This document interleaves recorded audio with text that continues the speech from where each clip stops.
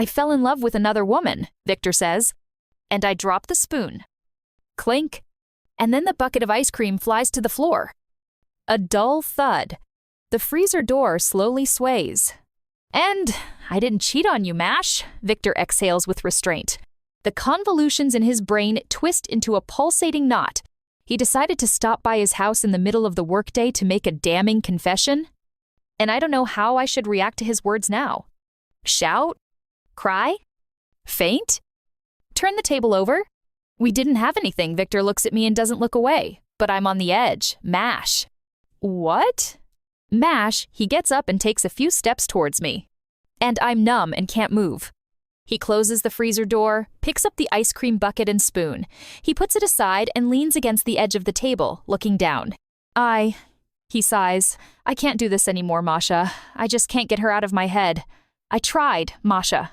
I cut off all contact, and she even quit her job. Please stop. Masha, I didn't think that things would turn out like this for us. He looks up. You are my closest person, the mother of my daughters, and I love you, but this is a different kind of love. Do you understand? Number.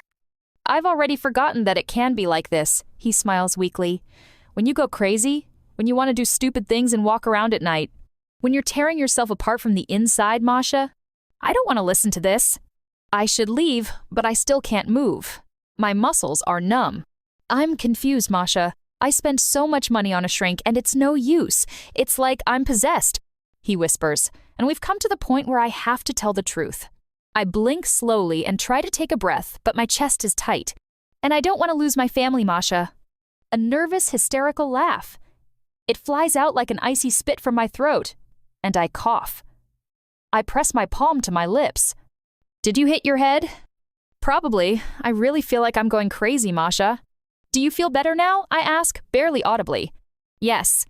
I trudge past Victor and slowly lower myself onto a chair. I open the ice cream bucket with a quiet click. I reach for the spoon, which Victor takes and throws into the sink.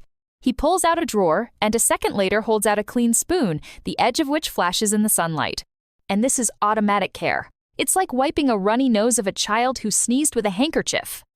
I look up at Victor, who is standing next to the outstretched spoon, and slowly pull it out of his fingers.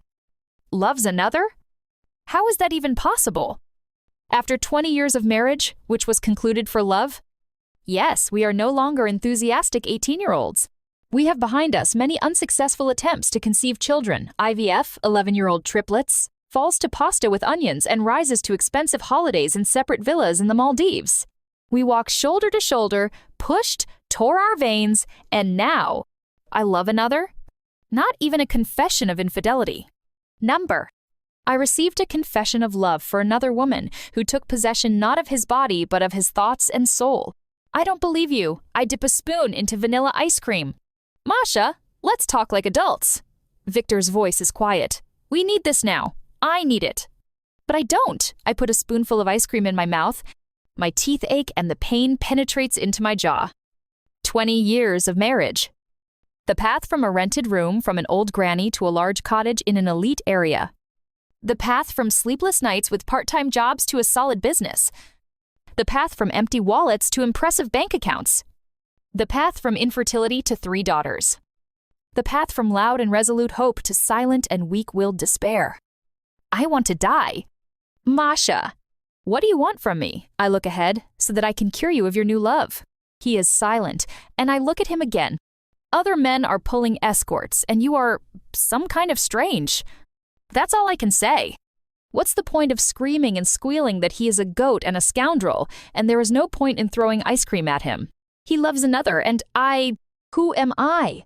A wife who has ceased to be a woman for her husband. I am a habit that does not tear my heart out of my chest and does not occupy my thoughts at night.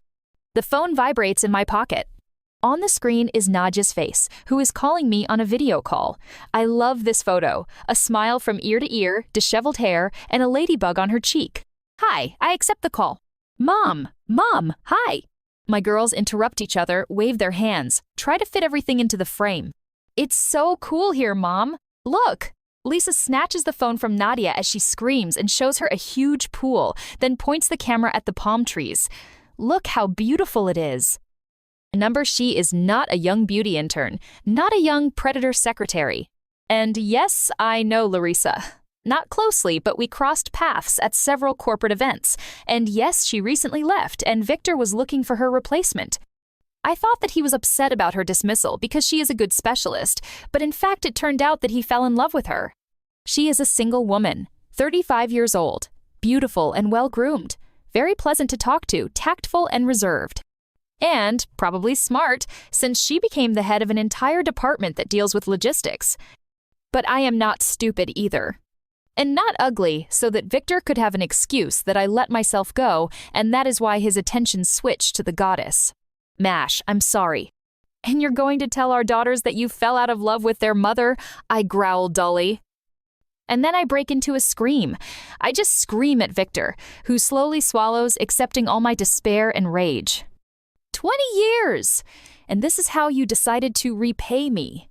I throw myself at him, push him in the chest, and tears cloud my eyes. Fell in love. Masha. We have 3 daughters. We're almost 40. You shouldn't fall in love here. I hit him in the chest. Scoundrel. I push him away and rush out of the kitchen. Masha, he follows me with a firm step. Where are you going? Go to hell. You wasted your best years on him. How banal and how true these words are. And I can't describe what I feel now. I'm just tearing myself apart to bloody shreds. Victor fell in love with another. Stop it. He grabs my hand in the hallway and jerks me towards him, then presses me against the wall. Pull yourself together. Pull yourself together. I scream in his face and spittle splashes on his gloomy and pale face. Although it's too late. It's high time to go to your slut. Either you leave or I will. I don't want to see you. I didn't cheat on you. It would be better if I did. It would be better if you had a stupid young mistress to put you in a good mood. It's not in my character. He drags me into the living room to my screams, ignoring my clumsy and weak blows. Masha throws me on the sofa. I won't let you out of the house in this state. You're a grown woman. Calm down. Shut up, I squeal. A grown woman. Yes, incredibly grown. Almost 40. Decided to leave me with 3 daughters and go to meet a new love. To a free woman. I can't live like this, he raises his voice. Do you understand? I wanted to get over it. But I can't, Masha. I've gone crazy. And he looks at me as if he's waiting for me to wave a magic wand and cure him of his obsession. Or at least smile at him with understanding. Or give him the green light for love on the side. Is that what he's waiting for? It's a scam, Victor, I whisper. And love whoever you want. We have to put emotions aside now. There's a hole in my chest. A black, bottomless hole that's sucking me into wild despair. And I'm not giving up on my daughters, Masha. You're giving up on me, I whisper, looking into his dark eyes. Number. You've already given up. I've been through so much with you, experienced so much. And you. You can't command your heart, Mash. He sits down on the armrest of the chair and closes his eyes. I've been coming to this conversation for 6 months.